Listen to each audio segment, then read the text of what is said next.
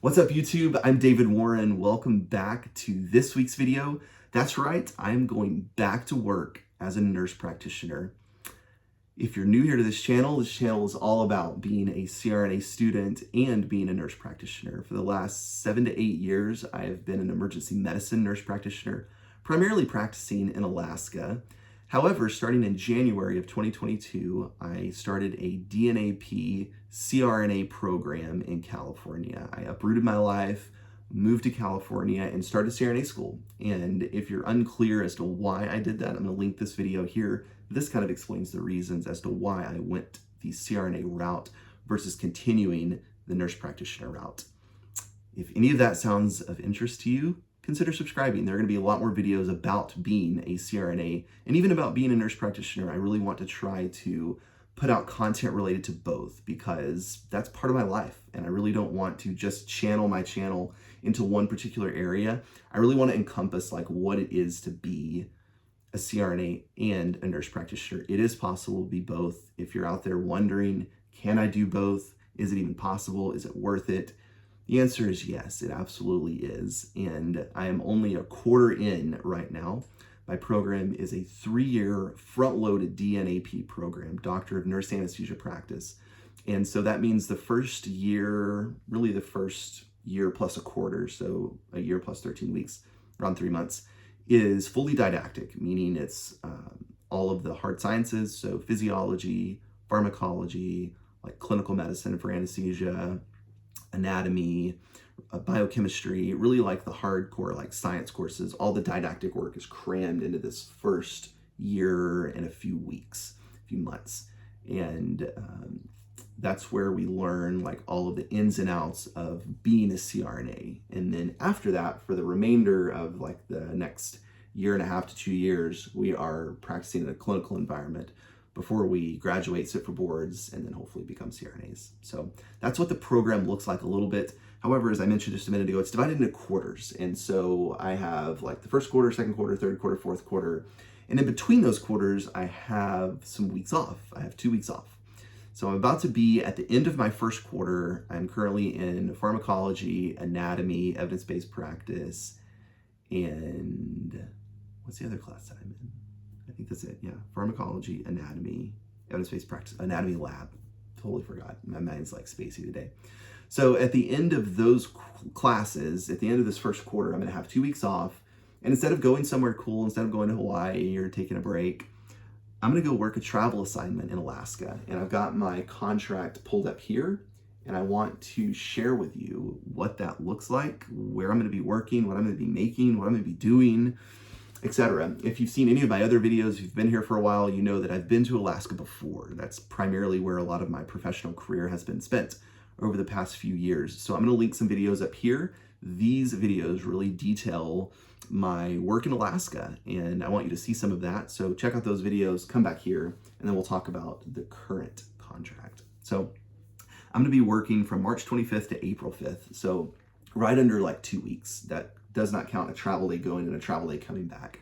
But I'm gonna be working, and I'm excited about it. I'm excited to see the world again. I feel like I've been like holed up in a little hole here, and I haven't like really gotten out. I've been studying day in and day out. I haven't worked in almost 3 months, and it's just wild. So I am excited to get back started working at least for like a couple of weeks to see what that's going to be like. I hope I haven't forgotten anything. I don't feel like I have. I feel like I've stayed kind of up to date on all what it is to be a nurse practitioner. I will say the classes I've learned, the classes I've been in this semester, the material that I've learned has helped me. Has helped me in even my nurse practitioner role. I haven't worked as a nurse practitioner, but I'm retaking anatomy, and the pharmacology class is really geared toward anesthesia, so it's not really anything nurse practitioner related. But it is, the anatomy course really is geared towards really any healthcare provider, because it's an overview of anatomy for the entire body. And so it's been interesting going back and learning all of that stuff over and over again in a very short time frame. I haven't had anatomy in years, so that's been super helpful. The pharmacology class, like I said, is really geared towards anesthesia. It's the volatile anesthetics, the IV sedation agents, IV induction agents, IV opiates, benzos, reversal agents, etc., things like that. The lab class really mirrors the anatomy class, and then the evidence-based practice class is really all about evidence-based practice. There's not a whole lot new there. I've had that in my other graduate program as a nurse practitioner. Now, let's jump right into my contract. So as I said, March 25th to April 5th, I'm going to be working in Tok, Alaska. I've been there before. Check out those other videos that I showed you. That really details some of my professional work in that environment and what that's like. So being a nurse practitioner in Alaska is quite different than being a nurse practitioner anywhere else, because the places that I work in Alaska, the places I've been, it's very remote and austere and in like a wilderness setting. It's in the middle of nowhere. It is 4 to 5 hours away from any other neighboring community that has any sort of healthcare capability. And so you really are the solo provider, the only one there, the only one able to provide medical care. And so that involves a whole lot of work and a whole lot of responsibility. It involves a whole lot of work because you don't just deal with primary care like you normally would in a family practice clinic. You really deal with whatever pops through the door. And so you have to have good experience in emergency medicine. You have to have good experience in primary care. You have to have good pediatric experience, good OB experience, good psych experience. You really need like a broad range of experience to go work in this environment, just because of how remote it is and how isolated and how few resources you actually have. And so that's one of the places I'm going to be working, is in this remote, austere environment. And it really has to do with wilderness medicine. That's kind of at its core what is going on, because there are pretty much no resources. Like I said, the closest hospital is about 4 to 5 hours away. It's a medevac away, so a plane ride away for anybody that's really, really sick. And so the gist of it is there's a family practice clinic, and there are patients that come in usually for schedule appointments and primary care visits. And so sometimes there are other providers there who will be present at the same time that I am and who will be doing those primary care visits alongside me. However, given that the clinic is really the only hub of healthcare in that region, the closest hospital, again, is hours away, we have to deal with whatever pops through the door. And so even though it's just a family practice clinic, it's not just a family practice clinic. We have trauma rooms, we have a crash cart, we have airway equipment, we have chest tube equipment, we have a whole lot of stuff that you normally wouldn't have, say, in a family practice clinic down the road in Los Angeles. You know, if there was an emergency at a family practice clinic, you would just call EMS and pop the patient over to the hospital where they belong. But you can't really do that in a place like this, just because there's not a place available. It's going to be hours before you can get somebody to the closest hospital. And so when I say you really deal with whatever pops through the door, you really do. You really deal with whatever just pops through the door that day. It can be anything primary care related. Again, there are scheduled visits. However, if somebody is having an emergency, they're going to come to that clinic and you're going to be responsible for dealing with them. And you really have to think about what resources you have. And so you don't have everything that you need at your fingertips. And so you have to get creative. So you don't have CAT scan. So if a patient comes in with abdominal pain, you really have to decide, is it worth a medevac? Is it worth like a $30,000 medevac to transport this patient to the hospital to get a CAT scan? Or can they wait a day and maybe drive up to the hospital a few hours away? You really have to weigh those options. And that's not something you do here in the lower 48. If somebody needs a CAT scan, you send them to the hospital, or you send them somewhere. If you're working in a primary care clinic, if you're in the ER, you send them down the hall to get a CAT scan. You can't really do that here because the logistics make it extremely complicated and expensive. And again, obviously I'm not the one fronting that bill. The patient probably is not the one fronting that bill. It's probably going to be Medicare, Medicaid, or private insurance. However, you do think about that kind of stuff. You do think, like, is it worth sending a person on a plane costing around $30,000 to $40,000 to go get a CAT scan of their abdomen for abdominal pain? And so that's one of the things you really have to rule out. And again, you get more than abdominal pain. You may get chest pain. Is it a PE? Is it a dissection? Whatever. You think about these emergency diagnoses and you try to rule those out, but you don't really have all of the tests and all of the resources that you need to do that. However, one of the things that has made that world so much better is the use of bedside ultrasound. And so if you're trained in bedside ultrasound, you can rule out a variety of conditions with that. You can look at the aorta and rule out a AAA in most places with the bedside ultrasound. You can at least get an idea if one is present. You can't really rule out a PE. You can rule out like a massive PE and a submassive PE, but you can't really rule out a segmental or like a subsegmental PE with an ultrasound. It's just not feasible. So there's some things you can't do. We do have access to X-ray. We do have access to some basic labs. So we have a CBC, a chemistry, a troponin, urinalysis. I'm trying to think what else. I think that's pretty much it. Those are like the basic tests. And so you can rule out, I guess you could theoretically rule out an MI if you keep the patient there, 24 hours and do serial troponins. We don't really do that. If the patient sounds ACSE, then you're probably going to send them to the hospital. But you can at least do, we have an EKG. So you can do an EKG, you can do a troponin, things like that to rule out like an active STEMI. Keep them for a few hours, repeat it if you need to, or send them to the hospital, whatever you see fit. So that's a little bit about what practicing medicine is like in that environment. It's not a little bit different. It's way different than anything you'd practice anywhere else really in the United States. And so that really details what the practice environment is like. During the day, obviously people are coming in regular time, 8 to 5. It is a clinic. They do have RNs there. Usually there's another provider there that's helping out doing like primary care visits. They hire travelers to come in to do this emergency care type situation. They call it urgent care, but it's not really an urgent care if you're like intubating somebody. You've never worked in an urgent care where you're intubating. And pretty much every time I've been there, I've had to intubate somebody. So you are doing these advanced procedures, and it can be challenging. It can be a little scary to think about, hey, I'm gonna like go into this clinic environment and I'm gonna push etomidate or push propofol or push ketamine, push rock and intubate somebody and put them on a ventilator. So we do have a small ventilator. We do have the medications that I mentioned. We have, I'm trying to think of what other IV medications we have. We have cardizem, we have ceftriaxone. I think ceftriaxone is really the only antibiotic that's there. And so if you have a septic patient, you don't have access to a lactic acid levels, can't draw lactate.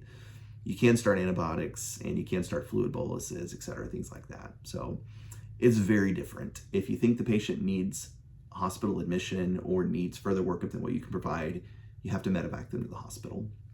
That's the short and sweet of what practicing medicine is like in that environment. Much different than anywhere else you're going to practice in the United States. So with that said, this is the contract. Let's jump right into it. So I am going to be there for a little under 2 weeks. The rates will be as follows. So the daily rate is $670 per day for each day the provider is on assignment 7 days a week. And so really I get paid, it's not hourly, and these contracts are a little bit different in that you get paid a daily rate. So I get paid $670 a day for every day that I'm there. And so I don't have my calculator app on here, but you can do like 670 times 14. That's basically how long I'm going to be there. But then at night, where it gets a little tricky, you are on call. And so again, with it being the hub of healthcare, emergencies don't just happen during the day, they happen at night. And so you're not going to be seeing primary care patients at night. But we do have access to see patients after hours from 5 p.m. to 8 a.m. if there's an emergency. And that works a little bit different. So there's a provider on call every night along with a nurse, and they have a triage line set up that's like through a triage company. I think it's like, it's not Tenet Health, that's like Hospital Corporation. I forgot the name of the triage company, but there's a triage company that people do it remotely. So these nurses that take the triage calls are like, somewhere out of state practicing wherever. And whenever the patient calls the clinic, then it reroutes to this triage line. The nurse picks up and gets their information. It basically does like an on-phone triage type situation. So they ask what's going on. I stubbed my toe. You could probably wait till tomorrow. Or I'm having chest pain. And the nurse is like, okay, you're having chest pain. That's an emergency. Let me call the provider on call. So they'll call me and be like, hey, I have so-and-so patient on the line. They're having X, Y, and Z symptoms. What do you want to do? And then you can make a decision at that point. Okay, yeah, we should probably see the patient. And so you can bring the patient into the clinic and then do like an after hours evaluation. Usually the after hours stuff is kind of hit or miss. Sometimes it's an actual emergency. You can't really get a good idea over the phone, what's going on with the patient. It's better just, for me personally, it's better just to have the patient come up there, let me take a look at you and figure out what's going on. So callback happens as well. So if you're called into the clinic, you get paid for that going back as well. However, from 5 p.m. to 8 a.m., you get paid $150 per call shift. So if Monday night I take the phone and I'm on call, it's $150. I get called in 6 hours, then I would get paid the hours that I'm there, and that is $100 per hour. So you get paid $100 per hour after hours. So you get paid the $670 per day, $150 for taking call, and then you get paid $100 an hour for going back into the clinic to deal with whatever disaster or whatever minor emergency exists. And then you go home and get some rest. So that's a little bit, that's basically the contract. It's very short, very sweet. You do get paid a travel day, one going and one coming. And so you get paid $670 the moment you leave your house, that whole travel day, getting there, because it takes right around a day to get up there because it's so far. Not quite as far from California, but from Texas, it was a whole day plus like 12 to 15 hours worth of traveling to get to my destination. So you get paid for that. You get paid another day coming home. While you're there on assignment, they pay for housing. So they arrange housing. There's a house that I've stayed in there. They have a house for traveling providers. Very nice place. Probably built in the 80s, very modest little house. And so the housing is nice. That's all paid for. You don't have to pay for anything out of that. You do get a rental car. They pay for that. So really the only thing I'm responsible for paying for is food, which I go to Costco when I fly into Fairbanks and then drive out to Tok, which is about 5 hours away. So I get all my food at Costco, a little cheaper than shopping in the local grocery store. If you've ever been to Alaska, you do realize how expensive groceries are. It's wild how expensive things are. Costco makes it a little more manageable. They pay for round trip airfare, so don't have to worry about that. They pay the rental car, as I said. They pay your lodging. That's kind of the gist of the contract. You get paid from like the moment you leave your house, the moment you come back, and you don't have to pay for anything else besides food. So it really works out well. And I'm sure some of you are probably asking why I'm doing this, and that's a better question probably. I could, between my quarters, I could be going to Hawaii or I could be taking a vacation, but I'm deciding to go work. I don't know. I kind of miss working, honestly. It's been a really long, like I said, it's been right at 3 to 4 months since I've worked, and I just miss it. I miss interacting with the patients. I miss seeing things. I miss working.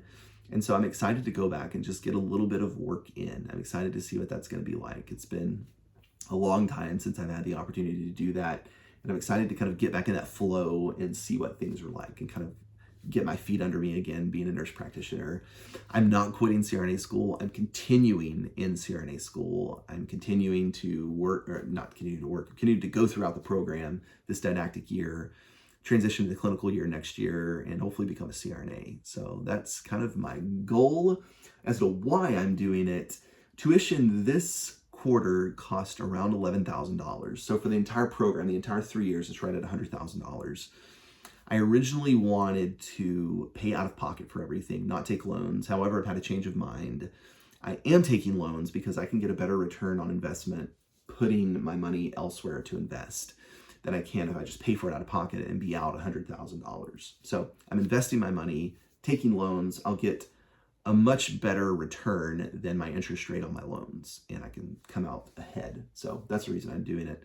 I will also make, in this time frame, I can't really calculate the exact total because I don't know how often I'm going to be on call or called in. So that's the variable there. However, I'm going to make around $11,000 just in money that's there without call or without, counting the callback. I'm usually on call every other night. There's another provider that will help take some call too. So I kind of calculated that in. Usually around $11,000 is guaranteed.